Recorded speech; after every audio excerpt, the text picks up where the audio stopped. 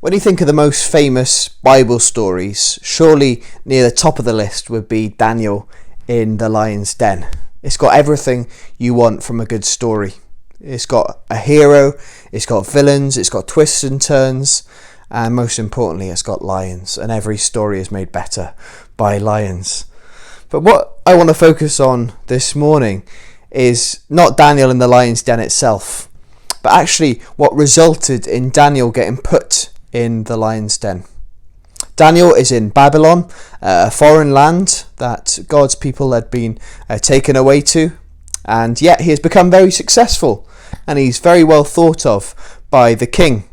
Now some of his colleagues are jealous, and so they hatch a plan in order to get Daniel killed. They tell the king that for the next 30 days people should only pray to him. They flatter the king and tell him how wonderful he is, and the king agrees.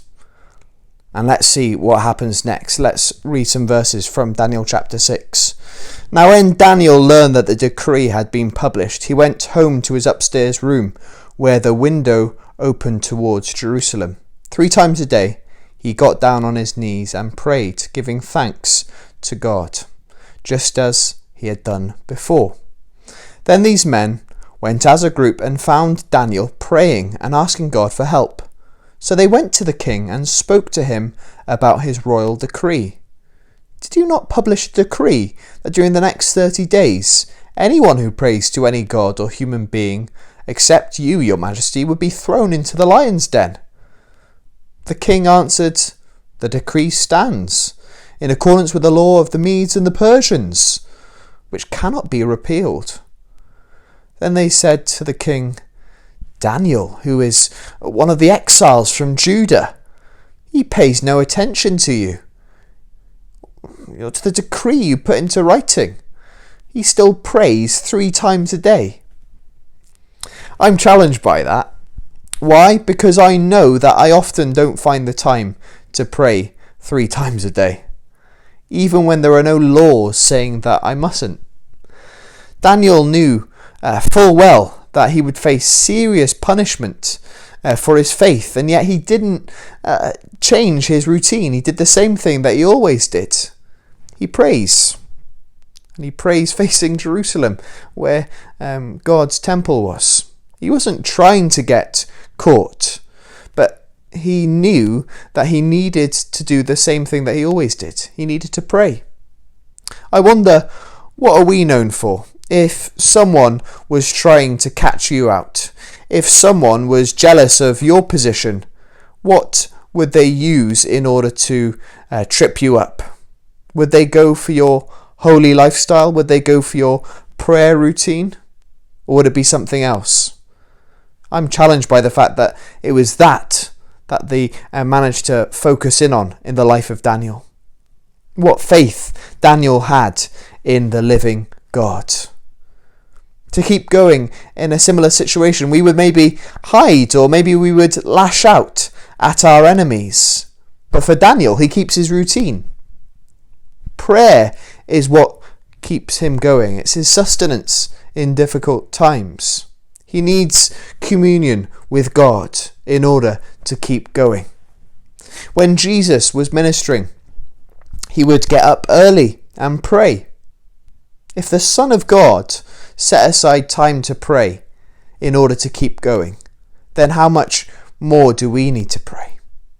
It's a reminder, isn't it, that God is better than anything. That's what prayer is. It's us saying, I can't do this on my own. I need you, God. With all the lockdown laws in place at the moment, we could be arrested for doing something that would have been totally normal to do this time last year. Going to the beach with friends, or seeing family, or going to a party. Most of us would agree that it's not worth getting into trouble for those things. As great as parties are, and as lovely as it would to go to the beach with friends and to see family right now, we know that it can wait. It's not worth the trouble. But talking to God, prayer, Daniel clearly can't think of life without it, and he carries on as usual. What a challenge that is to us. Daniel was willing to take the risk because ultimately he knew that there wasn't a risk at all. The worst that could happen was that he would end up being thrown to the lions. Well, that sounds pretty bad, you might think. But for Daniel, and for us if we're Christians, it only means death. What a crazy sentence that is. But it's true, the worst that can happen as a Christian is death. Only death.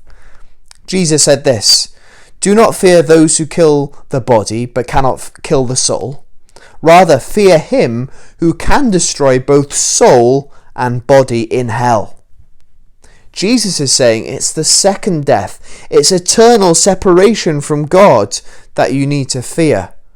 Where you spend eternity, that is what bears thinking about.